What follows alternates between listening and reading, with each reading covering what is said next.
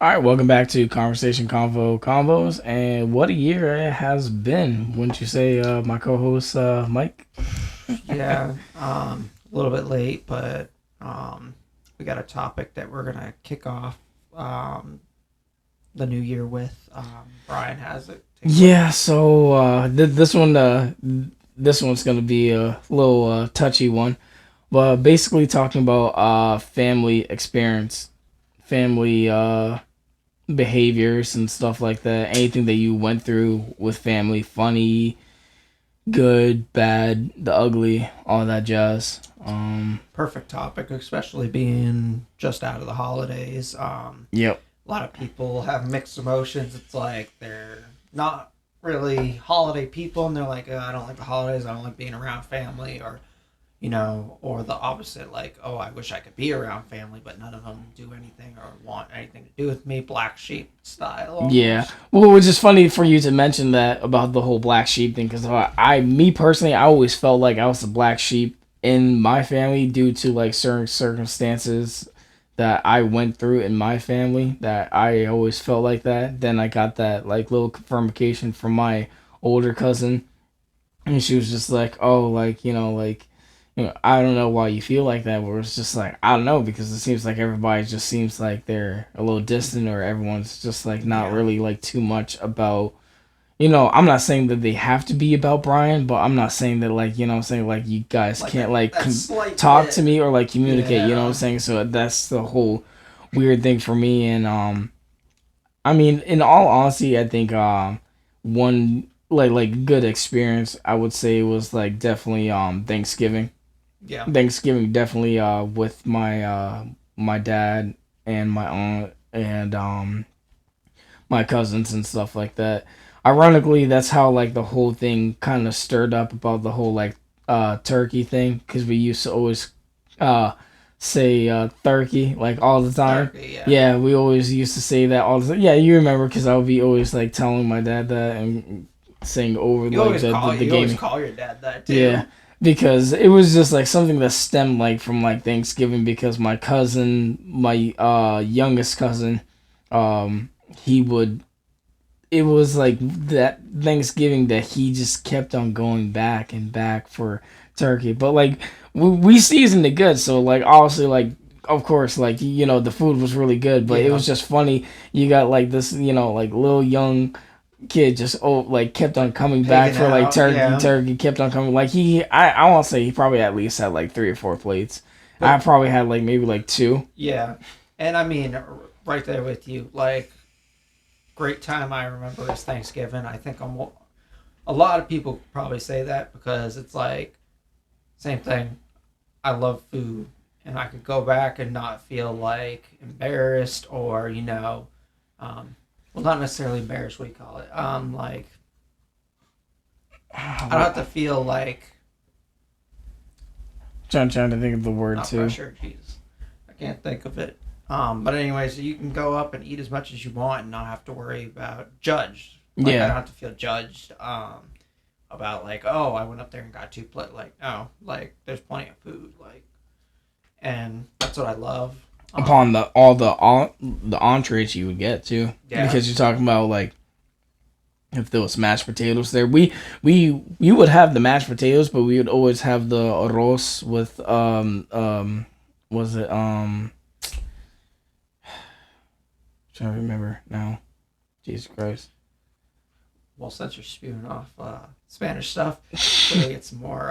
Oh, gandules. Yes, we're Yes. gonna get some coconut milk and some other stuff. Oh no no that's That's something all else. that. That's Yeah, yeah around that yeah Christmas, but that's the other thing. But arroz and gandules is just like basically like green beans, but like you cook the rice and the beans in the same container, and yeah, it starts off as green, but then you work your way into it, and then it turns black. But like, oh my god, it's so good. And a lot of people they do different things. Like they'll take the juice hmm, from the turkey that's anything that's left over, like the grease, yeah, and they'll put it into the rice so that way it absorbs all that more nutrients. flavor. Yeah. Oh my god, like yo, talk about every spoonful. It's just like Well, that's the my mouth is biggest. just watering right now. Well, and that's the biggest issue. I'll say definitely. Like, I would say a lot of white people, but there is a fair amount of white people that will just, take a turkey, throw it in the oven, mashed potatoes, throw it on there, and then corn, green beans, whatever.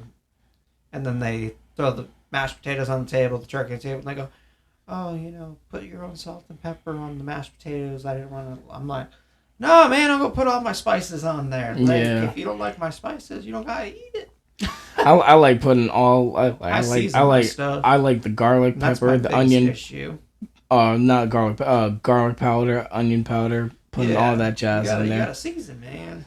That's my biggest issue with some white folks is like I'll go and I used to like eat their food and I'd be like sitting here with the freaking pepper and salt like trying to get it on there. I'm like, dude, where's the flavor, man? Yeah, there's like no flavor. It's like bland. That's what I love about Spanish food and really any food, any foreign food, really. Yeah. I know whenever I was over raised, it was just like I was just always eating because I was like, dude, this food tastes amazing, and he's like, oh, this is just basic, like this and that, and I'm like, dude, you don't understand, like it's got seasoning on it, man. It has flavor. I literally and like I said, the reason I said a lot of people take the turkey and throw it in the oven. I don't take my turkey out of whatever. I don't cut the bag off the turkey or whatever you call it, that white plastic on the turkey or whatever. Yeah. I take it out, and then once I cut it out, I get a big, deep, like 5+ gallon bucket, fill it with water, about halfway maybe give or take. And then I drop the turkey in there, and I put my seasoning in there, salt, pepper, garlic powder, whatever. What is it? The peppercorn in there. So all these round peppercorns floating in there. I'll put whatever Sazone, whatever the hell you want to throw in there. I throw it in there depending on what I'm feeling, and then I let it sit in that bucket in the water and the seasoning for like 48 hours. And it absorbs that water and sucks that seasoning in with it. And then when you get ready to cook it, pull the turkey out of the water, let it drip a bit. Yeah, it's all saturated with the seasonings. Tip it upside down, make sure all the water comes out, and then you stick it on that pan, stick it in the oven, and usually you'll have some cornflakes that stick around on the turkey and stuff, and that way you don't got to worry about seasoning it. It's already all done. Yeah. And it had been sitting in it. And then not only that, but marinating, yeah. Exactly. And then not only that, but when you get X amount of hours in and you're basting that turkey, you don't gotta like baste that turkey every like 40 minutes or hour or whatever, however X amount of time, like because it's got juices inside. And then when I open it up and you get that whiff and all that like juices and grease and all that's in there already, and it's like you're like. Yeah. It's just so good. Oh, yes, definitely. But that's a good time. For me, a bad time was, I don't know, I think we spoke about this prior before, but it was, when I saw my dad, getting, arrested in front of me by, the cops. That was an interesting time for me. That one was like, oof, that one was a little harsh because it was just like crazy to kind of see, you know what I'm saying, to like kind of like figure out like what the hell's going on and stuff like that. I mean, I understand because like, like cops, they have their job and, they got to do what they got to do. Yeah.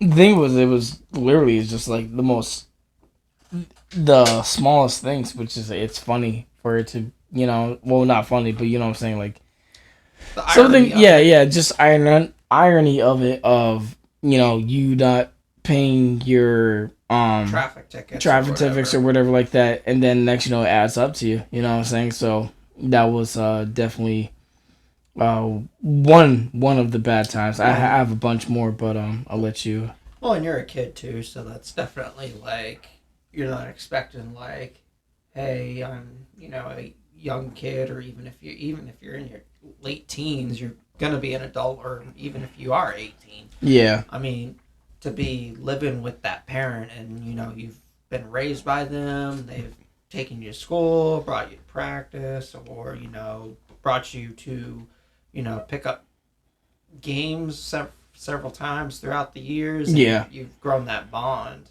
and that's like the one that protects you. Exactly. And then all of a sudden you see them being taken away and in trouble, and it's like you Yeah. don't know how to react. You don't know if to be like scared, concerned, like how am I gonna have to pay to get him out of jail? Am I gonna have to figure something out? Am I Yeah. I gonna mean, I just remember my aunt like literally just taking my hand and like saying to like, oh, like don't look back, and I did I mean, eventually like obviously, look yeah. back because I was just like what that was going on, but Yeah.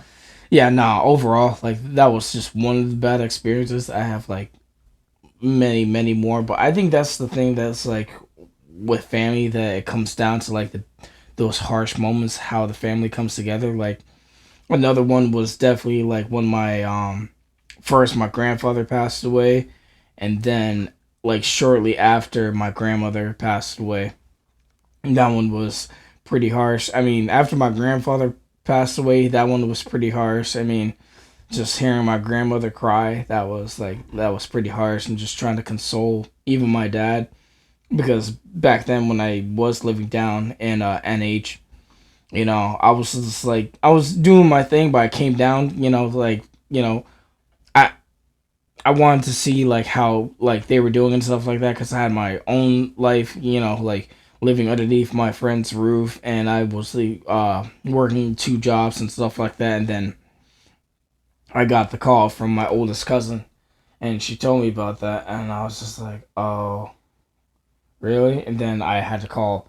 I I didn't have to, but I wanted to call my dad and see how he was doing and stuff like that, and he was just like telling me, and he was like, you can hear the pain, and he was crying over the phone, and I was like, damn. So I went to go over to see him, and you could tell he was like definitely like, not himself, and he was like definitely a wreck. And then just dealing with like my grandmother like being like really sad and stuff like that. It was hard on her because like, he had his room where he was designated at, and then my grandmother had her room, and then my dad had his room. So they all had their room, but then like you would go into that room where my grandfather was, and it was just like that awkward, like, empty, space. You know what I'm saying? Yeah, like a void. Yeah. And then after that, this one sucked. This one was just like, yo, like this one like hit me pretty damn hard, because it was just like, yeah, like grandfather passing away. Then next, my grandmother passing away, and A she. a lot of times they call it broken heart syndrome, because if one passes away Mhm.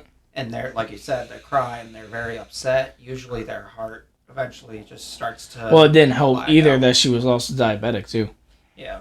So she Yeah. was diabetic, and she was already going through like a couple little health problems of herself. She was diabetic, and she had thyroid issues. Go figure. I have thyroid issues, so.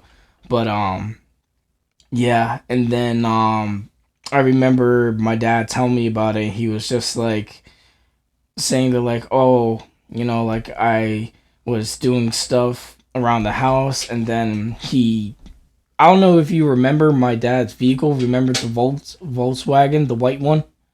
A little bit, yeah. Yeah, it was like little like hatchback Volkswagen. Oh, It was kind of like the sports yeah. a little bit edition, and he souped that thing up nice, but it did not do good in the winter. Definitely did not. And my dad, he traded in that vehicle, and he had his tax returns, and he wanted to get a vehicle not only just for himself but also for my grandmother, so that way like she has like something a little bit more suitable for her to like accompany him, or like take care of stuff. But it was literally that day when he went to go to the dealership or whatever like that. Freaking she was doing some cleaning and stuff like that, my grandmother, and I guess like she was like feeling like I guess like heart heavy or whatever like that. She wasn't feeling like too good, and she was breathing too well. Next thing you know, she calls my aunt, and then the ambulance came in and like took her and stuff like that. And my dad was getting the call and stuff like that. And then you're talking about a woman that's like going like revolving door inside the hospital. Like she just kept on going back and forth at the hospital, back and forth at the hospital till finally, that day came.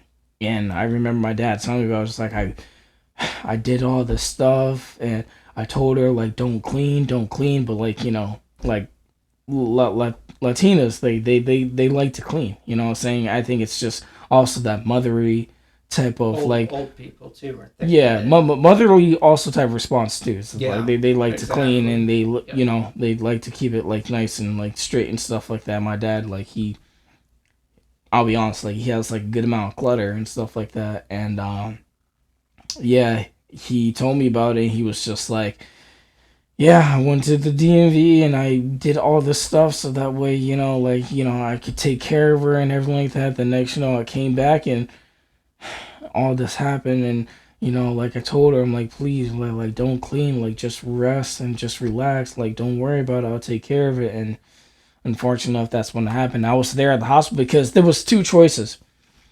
One choice was that we let her live on, a cord Life and stuff. support. Yeah, Yeah. life support and stuff like that. Or the other one was that, we, decided to pull the cord and just, Let her run yeah, its course. let her be or, jazz. And, we all said our final, like, piece to her and stuff like that. And it was like, all of us, the family. I remember my second oldest cousin, she was crying in tears and she like pretty much like ran out the door and she was crying and trying to like like she was getting consoled and stuff like that. I definitely cried because like that was crazy because it's just like you've known this person for like X amount of years, so it's just like to see them like gone, it's just like damn, you know and I try to cherish the people that I encounter with, what I'm saying. That's why I try to like I try to invest myself not too much to people that I don't know, but to the people that I do know, I try to invest and I try to like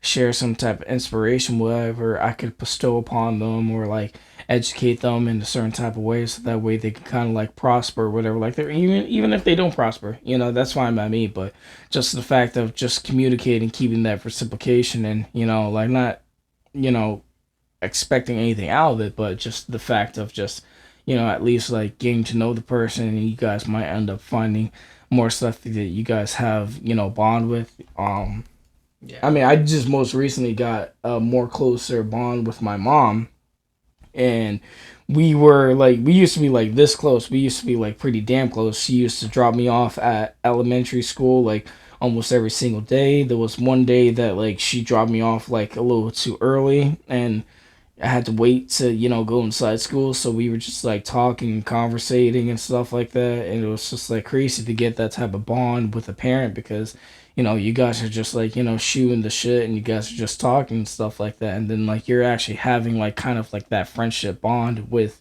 your parent. And Yeah. not to say I don't have that friendship bond with my own father, but now things are like a little bit on that slippery slope where it's because I'm at a different state, but then at the same time, it's just like you have that same thing with your mom, even though that you're in a different state and she's in a different state, but you guys are close. So it's just like I don't know. For me, it's just weird, man.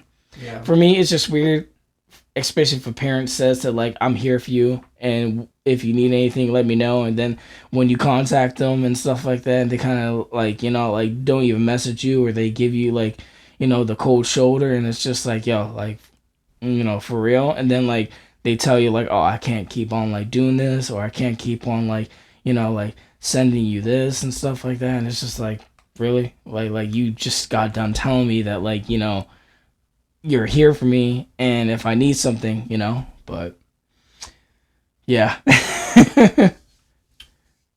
Yeah. So I'm gonna circle back real quick. Because I know people are probably gonna be like earlier. They're probably like, "Oh, Mike didn't say a good memory. He just said Thanksgiving's good." Um, my good memory is me, Sierra, and Serenity, and Sierra's grandmother. She actually, we went and got her from the nursing home and we brought her over because we said we're gonna have Thanksgiving dinner we want you to come over if you can. It's not going to be on. I don't think we had it on Thanksgiving Day, or maybe we did. I can't remember, but we brought her over, and I mean, she helped us cook. She like was very like attentive and like enjoying herself because she's the same way. Like I said, older people are very thick headed and Yeah. like you tell them, no, you don't gotta help cook. No, you don't gotta help like get the plates out or whatever. Like, so she did that. She helped us do not like hard like stuff, but she like simple stuff like peeling the corn or whatever. Like we do all kinds of unique stuff for Thanksgiving. We'll mix it up just so that way it's not so bland or you're like, oh, we had this last year. It's the same stuff every year. Yeah, something. Yeah, something So, different. but A little bit. long story short, we enjoyed ourselves and it was nice having her company and it was nice to be able to get her out of the nursing home so she doesn't feel like she's abandoned Yeah. or like the black sheep, because that's always the issue is like older people feel like they're going to be abandoned in their home or in a nursing home or whatever. Yeah, because once the little ones leave the nest, then it's just like, Yeah. what else do they have left? Exactly. And it's the same with young people. Young people are worried about, being the black sheep, being like, we're not going to click, we're not going to be as like close anymore. And it's kind of everybody has their own worries. But okay. So now I said the good moment. Back to the bad moment. So a bad moment, basically I would say exactly how you described it. I mean, we could be two peas in a pod that are literally tightly sealed because same thing. My mom gave me everything. We were like super tight, and then I mean, she was no saint. She did a lot of screwed up, like messed up stuff that would give her prison time and all kinds of stuff. Like, and that could have completely altered my life. But I mean, me and her were so close, and you would think like, oh, you probably have a close relationship with your father because he's still, around, and my mom passed away when I was 12. Um, so you're like, yeah, you must have a strong relationship with your dad, right? Because your mom passed away at 12, so you have all the way from 12 all the way to now to have a built relationship with your dad while your mom's not in the picture. It's like,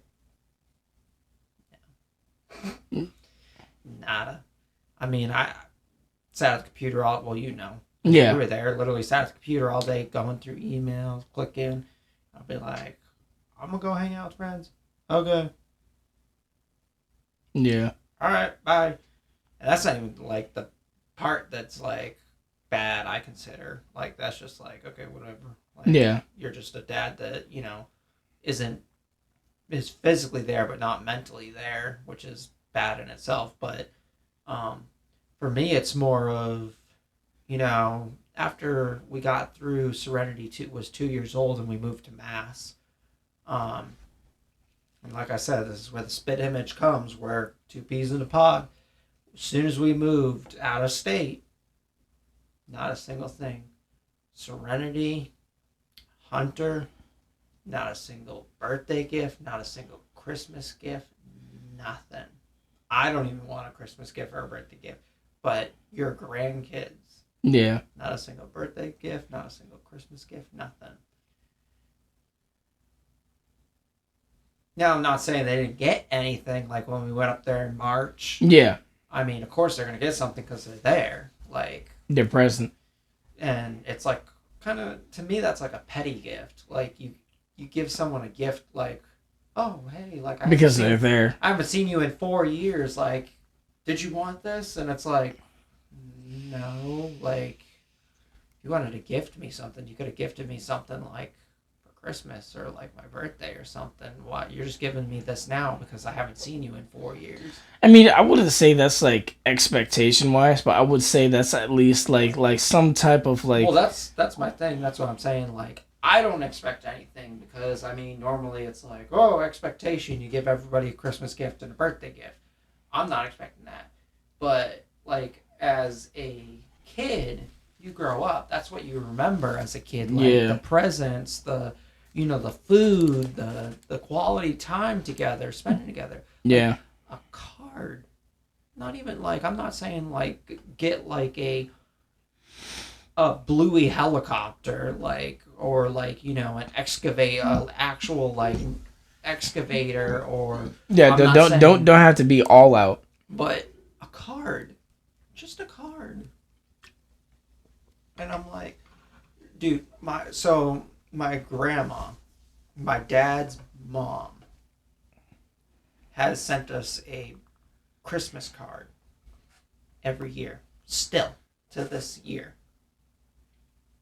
Yeah. My dad hasn't sent anything to the kids, to the grandkids. And that's a crazy thing is because I haven't talked to my mom for like a very long time, but like I just recently reconnected with her. But like even just a text message alone that like we shared, like I remember there was one Facebook message that she sent me that like it kind of pulled at my heartstrings, and she was just like, "Oh, I love you, and I'm sorry for you know not being there, and I'm sorry that I couldn't give you everything that I could." And I told her, and I messaged her back. I was just like you don't have to apologize for anything. Like you're fine. Like Yeah. you're a mom. Like I had to establish that at a very young age because when your parents split up, the child automatically thinks it's because of them. Yeah. They think that they're the one that they're responsible. They think they're the reason that the relationship didn't work out. Whatever. And then it stems into the mind, and then it makes them think that like, am I the problem? Like what am I doing wrong? Like what's wrong with me? It all like Like, starts can I stemming do down. something better? Yeah, but it took me a while to get towards that realization that mom didn't leave because of me or because of dad. Mom left because of mom. Like mom wanted to do her own thing, which I kind of I at then I didn't understand that, but now I kind of see that in a perspective because there's a whole lot of stuff that goes on behind closed doors that we don't know about when we're kids. Yeah. And life, like, let's be honest, like life, like will literally like Rocky Sylvester Stallone said it the best. Life will beat you down. Life will literally beat you down. It does not care. It will give Yeah. you all of the freaking experience that you need. It will give you the worst lessons. It will give you the best lessons, and it will beat you down till you can't take no more.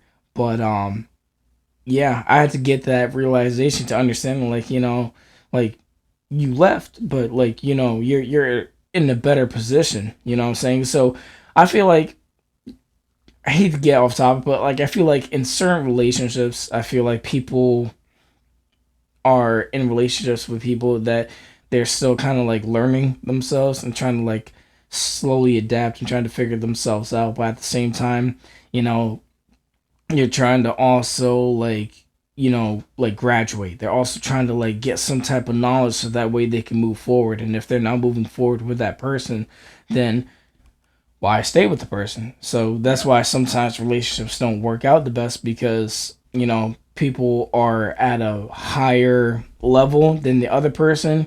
That's why some people feel like they're always constantly playing catch up because they can't keep up with the person because of A, their habits, B, their financial issue or whatever like that. Yeah. It can go on. Um One thing I also learned was that like male and female they have two different types of clocks. Yeah. Us males we're unfortunately enough we're on the financial clock because we know for a fact that like we have to be the breadwinner, we have to be the providers. We have to have like you always keep on saying, what do you bring to the table? You have to have something that's bring to the table. Yeah. And for females they live on an age clock. They know for a fact that at a certain age they can't do this. They're not gonna be able to have kids and stuff like that. So they want to get all They that want to out. be taken care of, Yeah, established. they want to be established. They want to have something like set and sturdy. They want to have a foundation. So I mean, I think me personally, I think that's probably a little bit of the stem what kind of happened with my mom and my dad. But yeah, Oh well, mine's a little more boring. Um, since we're sharing parent stories, my parents basically were never together. Um, my mom, if I remember correctly, my mom and my dad both worked at, it was like Hannaford or something. It was a grocery store though, and then they ended up talking, dating. They dated, but um, then of course things happened, and then my mom got pregnant, and then stopped talking to my dad, and then my dad was out of the picture. It was kind of like a quick, simple date, no strings attached, nothing like that. So I guess you could say it was a hookup. Um, and then my stepdad got involved, and then next thing you know, she was like, she had me. My stepdad was kind of, in my life, and they got married, and it was all, and the state decided to come and be like, well, you got to figure out who his father is because he's born and there's no one to sign on his birth certificate. Yeah. And we need a signature for his birth certificate for the father.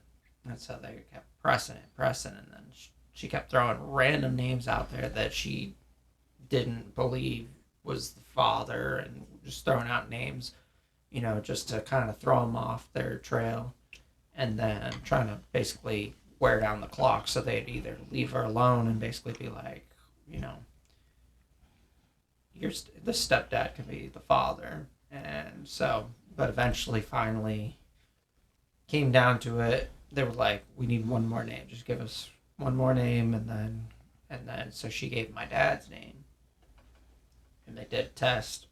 And it came back that he was my dad. And so, basically, and she was like, yeah, because it makes sense because I do remember. And then, so, but, I always thought, like you said, I mean, it comes down to like, is it my fault that they split up? Is it, for me, it was more of like, you know, was I just, an accident or a mistake? Like, did you not mean to have a baby? You accidentally had a baby, like a nightstand, had a baby and was like, well, I'm dating this guy. We're going to be getting married and, I have a baby and let's just have the baby. This is your dad, your stepdad. And we'll see if your actual dad is going to be actually in your life. Yeah. And I think it was like 2.5, 3 years old before my dad actually got really involved in my life. And it was just like, I don't know, it's crazy because you think you come to think of it, you're like potty training and all that stuff. Now that I'm a parent and I'm going through it, I'm like, so my dad wasn't part of this, my dad wasn't part of that. And then now that we got grandkids, I mean, I lived right in Derry. Yeah. Literally like 20 minutes from his house, not even at the time. And still, I saw him. He came over, I think, once, maybe twice within that year and a half or year or so. That time span. That time span that we lived there. And I'm like, why am I going to stick around if you're not being involved with your grandkids? Like, you don't even ask, like, hey, I want to pick up, your daughter. I want to pick up my granddaughter and take her out for ice cream, like right here in Merrimack or right here in Derry. Like, yeah, right at least like some type of involvement. Like, not much. Or hey, I want to take her to the park right down the road. Some type of interaction. Yeah, some type of interaction. But so I was like, it really breaks down to like, we were talking about, do you continuously engage over and over and then to basically want that connection, or do you let it play out like it's supposed to, where it's a two-way street? If you're engaging with the person, they need to engage with you as well. Yeah. And I think a lot of times that's where the conflict comes in, where it's like, I moved away because my dad even told me, he's like, I was actually really upset and angry that you moved to North Carolina. And I told him straight up, I said, well, what were you doing to keep me here? Were you asking me to hang out? Were you inviting me and my wife over? Yeah. What incentive were you giving me to stay? Yeah. Not money, not I'm not asking you for hours of your day. What I mean, it's a two-way street. I'm like, so if I ask you, hey, you know, can you hang out, or hey, do you want to hang out? Like, we're two young, freshly married couple. Like, you expect me to call you up and be like, hey, like, you know, you want to hang out with my wife? You want to go out on a double date? Like, your marriage ain't working out either. Your marriage ain't doing so good either. So what do you want me to do? Yeah. I don't know how your marriage is doing. I know my marriage is kicking off and it's Yeah. going. So you gotta invite me. All you gotta be like is, hey, did you want to meet up and go out for a bite to eat? Like, I'll pay for it all. Your wife, and me. We could all go out to like McDonald's. I don't know, somewhere Yeah. cheap. Like, it don't gotta be like 5-star restaurant either. Or like, hey, did you want to like go out to the park and hang out? Yeah. So Like, some. your wife's working. Did you want to hang out? Like, I know sometimes it gets that weird. Like, I didn't want to invite you and your wife because I didn't want any, like, some people are more comfortable just hanging out with their kid versus you know Yeah. the significant other as well. But I mean, I don't see a problem with that. Like, I don't know. Maybe it's my Spanish side coming out when I No, no, lived and you're fine. raised. But well, the thing is, like, obviously, me and you, like, your predicament is a lot different from mine. But like for me, it came down more so towards that realization when you gave me that opportunity to come down here. It came down to me for that realization because after I went through my breakup and I was still trying to like kind of like figure out like I could either stay in NH or I can, because I had like three options. I could stay in NH, live with my dad, which I already lived with him prior before, and I already know the experience. And also, like, he didn't have the best amount of space, and also for the fact that, like, you know, I wasn't even supposed to be living there.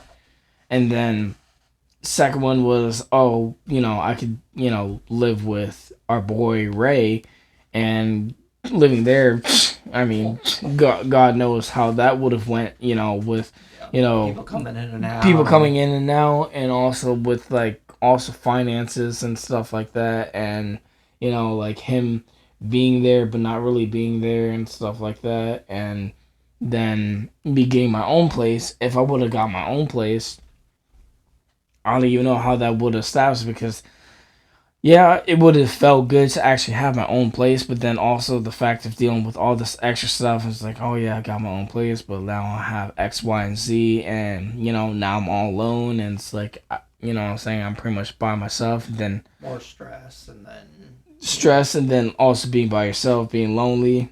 then you start So feeding into the bad stuff, and it's like, exactly because when you go alone at bed with your thoughts, it's just starts stimulating. It starts like you start thinking about a lot of stuff and just like nothing's no. more scary and dangerous than yourself and your mind. Yeah, The for mind is a real. dangerous thing. It's funny because that was actually in an episode of regular show when they were like saying like, oh, like well, let's do something like scary or like crazy, whatever like that. Then like pops, which is like, oh well, we can go to bed early and we can go to bed with our thoughts. And I'm like, damn, like that is actually It's like facts. it is It's facts. literally It's facts. crazy for a cartoon actually to say that. You had to like kind of rewind that back and like listen to what that character says. Like, wait, what did he just say? Well, oh, actually, hold on. Like that is like a little like sketchy, but Well, and that's a big issue too, especially around the holidays. People really getting to their thoughts, and so well, it's a stressful time. It's a yeah, stressful time because you got to think about like all the stuff that you got to accumulate. You got to think about all the stuff like, oh, like I want to get this person something. Oh, I want to get this person something. But like people kind of forget about like the whole fact of like, you know, you just being there or you even getting them something small or something you like handmade. You know what I'm saying? Everybody's like so like well, infatuated with like all the like the glitz and glamours and gold, but it's not really well, about that when it really comes down to all well, this. that's what eats me up now is because not for myself, but for the kids, a Christmas card, a Thanksgiving card, or a birthday card. Pick one. I don't Yeah. care which one you pick. You don't have to give a card for every holiday or every birthday or whatever, but pick one. Yeah. I mean, think about it this way: what if you had kids and your dad never talked to them, never gave them a card or whatever? I mean, he messages you and says simply like, "Hey, tell whatever so and so, or you tell your son." Um, Happy birthday, or tell your son Merry Christmas. Yeah. And then that's it. That's the only communication that your dad and your child have. Like, that's gonna, like, Yeah. it kind of makes the gears turn, and you're like, It almost kind of makes you want to do like a little bit better job of you connecting with like your own kid. people and yeah, and your kids too. Stop the stop the Stop the cycle. stop the cycle. Exactly. Which it like I said, like bring it back to what I was saying previously before. Like your predicament is a lot different from mine, but like I said, like it was just like I had those three options, and for me, I went with like the better option because I wanted to experience something new and wanted to try a different like environment and stuff like that. And so far, it's it's been it's been good. You know, what I'm saying like I'm kind of like feeling it out, and I'm like starting to get a little bit more comfortable. Nobody knows me out here, so I can pretty much like I can be me without being like jeopardized and stuff like that, or like feel some type of way. But it just sucks, man, because it's just like your own parents and stuff like that, or like the person you were close to, like your father is not as much as interactive as he was like prior before, and I feel like that's like a little bit of like some type of envy, or not envy, but like maybe like feel like some type of like betrayal, because like how you said, abandonment. yeah, like how you said that you went to North Carolina and he was just like a little bit upset about it. I did that move, and then my own father messaged me a little bit similar what he was saying to you, and my dad is a little bit more like a little bit more sensitive and stuff like that, and I told him like what's going on and stuff like that, but it's just like just the not the experience, but the relationship is so much different, and I feel like it's slowly gonna get more and more fickle until like knock on wood, unfortunately, until I get that call, and it's just like I gotta go back down to NH and collect whatever the hell he has left over because like something happened to him or whatever like that, he could take care of himself, whatever like that. I would hate to get that call, but it's stemming down towards that relationship where it's just like you don't keep up with me as much as you used to, because when I was in Rhode Island, you would hit me up like literally almost like every weekend and stuff like that. You at least keep me posted because I guess I was drivable to you. Now it's just like obviously I'm a lot farther, but it's like now that connection isn't close anymore. But it's like if I ask you for help, I'm not asking you for help for shits and giggles. I'm asking for help because I absolutely need it, and now I can't get the help because whatever reason. Then I see you over here getting this, getting that, and stuff like that. So it's just like if I ask you for something small, you can't even do that. You know what I'm saying? So it's like the expectation gets lower and lower and lower. So it's just like if you don't hear from me, don't be surprised. It's not that I don't love you. It's just there's nothing there for me anymore. Well, what you're doing is you're reflecting the two-way street. If one side of the street is got potholes all over the place and it's not taken care of, why are you going to take care of the other side of the street? And I had to come to that realization if I was going to stay in NH. Because if I would have stayed in NH, it would not. I already experienced NH. I've lived there for X amount of years, so I already know about it. But for me to live back there in NH, it was like pretty much just like doing a whole like U-turn, going back to the bottom. And Eduardo was like saying like, oh well, you can like kind of start. I was like, yeah, I could do that, but it's not someplace that I want to be. Well, like don't get me wrong, like I love you guys, and I love the people who are I know in NH, but I don't want to go back to NH and just like live that upon life because I just deeply, unfortunately enough, there's nothing there for me. Yeah, I might have friends and family, but like I'm not going to be able to prosper, and I'm not going to be able to push myself forward and get something different if I stay in the same place. If I go to a whole different place, nobody knows me, and then I get myself accumulated and I get myself, adjusted and stuff like that, then I'll be able to get like something a little bit, a little bit better. But then if I would have stayed there, nothing would happen. And then what? I go I go to Rhode Island. There ain't nothing there. The only reason why I went to Rhode Island was because of my ex. If I would have stayed in Rhode Island, then there wouldn't be. I really could have been. I could have been living in my car. Yeah. That was my fourth option. That was like literally like Well, and the funny no thing, plan zero. the funny thing is too is that like you were saying, because you were saying your dad was like scared for you to live in your car, but it's like if I stay here, that's what it's going to come down to is that's my option because that's the only affordable option because I mean, you think about it, how much was that place that you were going to get by yourself? So first she was saying 600.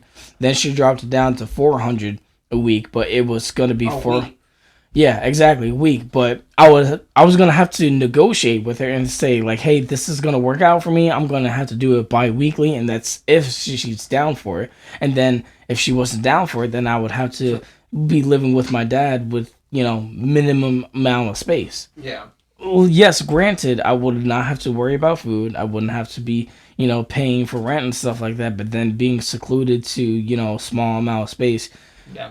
Yeah, I could get my clothes and stuff like that, get them washed and dry free and stuff like that. But again, minimum amount of space. And then it also, like, for me, it was like a psychological type of thing where it was just like I was like seeing the environment of where he was living at, and I was just like, dude, I can't I can't do this, bro. I can't, because if I would have stayed and stuff like that, it's just like, dude, like just like picking up after his mess and stuff like that, or like me getting out from work and like oh dude, like that's a whole another plethora of like work wise, like the job that I was working at. Yeah, I was getting paid a good decent amount, but at the same time I was miserable at that job. No organization, people didn't really care and stuff like that. You know what I'm saying? Like, you go in, you move stuff around, you're on the machine and stuff like that, rinse and repeat. No reward either. No incentive to work. Exactly. Like, sure, you might get your appreciation here and there, but it was just like, it wasn't really like significant. It didn't. And yeah, okay, I could have, decided to work at a gym and stuff like that, but even still, it's just like, again, just like being in that environment. You know what I'm saying? Like, getting out from there, then coming home to that, or just being in NH in general. It's just... You gotta find a job where it provides that incentive to work, and it needs to be somewhere where, if a person is easily acceptable to say, it's enough. That's enough. That's enough for me. I can deal with it. Like, that's enough. Yeah. Don't settle for enough. A person needs to stop. People need to stop settling for, I make enough money. Okay. Maybe try thinking of ways you can make even more money. Or, I work out enough. Maybe you don't. Maybe you need to work out more. It's because people get like that comfortability, and they take it's a settlement. So when you go to court and then they settle on the settlement, it's pretty much just like that. You take a settlement upon your life, and you kind of like dictate on like the stuff that you know for a fact that you can do a little bit more, and then you kind of like shy upon the stuff that you can do more. I mean, I'm not gonna lie to you, I used to shy away and frown upon the work line that I'm doing now, but now like actually working in there, I actually hold like a little bit more higher respect, and then I kind of want to do a little bit better in my job because I actually get like some type of like gratitude and stuff like that. Hmm. I was like, oh well, like like thank you, you didn't have to do that. You get that appreciation. It's like, oh no, it's fine. Like I don't mind. Like I'll take that out for you, or I'll Yeah. go in and I'll bring that out. Oh yeah, by the way, like I did this in in your room. Oh well, like you didn't have to do that. Like, thank you, I appreciate it so much. Like, yeah, no problem. Like, like I don't mind. Saying like, Well, and you're not just, working there. You're building a connection with the person, each individual person. You're establishing friendships, potential. I mean, and like they describe it, I mean, it sounds corny, but a family. I mean, you're not just going in there and being like, hey, so and so is working the first shift, I'm working the second shift, and then so and so is working third shift, and third shift didn't clean this up. But yeah, it's more of like we're all working together. We're all a yeah. When team. you start getting a bond with like your coworkers and stuff like, to be honest with you, like knock on wood, but like by far, like right now, the boss that I have now is like I've never thought I would encounter a boss like this, but like he's super chill, very calm, collective. He's been in the military. He was in the Navy SEALs, but just the fact alone that like he's like very chill and like has like a very like calm, collective type of like exterior Yeah, and like mindset, like that's something that I appreciate. Even if something is like bad and stuff like yeah. that, he just like takes it like a grain of salt. Just like, well, I guess we're gonna have to do it. You know what I'm saying? He just like takes it Yeah. as is. You know what I'm saying? And like that type of attitude. You know what I'm saying? You kind of like you I look at it and you kind of like extracting. Yeah, I think that's why me and him kind of clicked too, because I said that exactly too in the interview. Because they said, "What if you find a room?" Because that was one of the questions. Because I mean, and I can vouch, he is a pretty chill. His boss is a pretty chill dude. Because I went for an interview, um, but yeah, during the interview, I went and I was like, um, I was asked if there's a room that you go in, a teacher's room, and it's completely dirty. It's like really dirty, and I go, well, okay.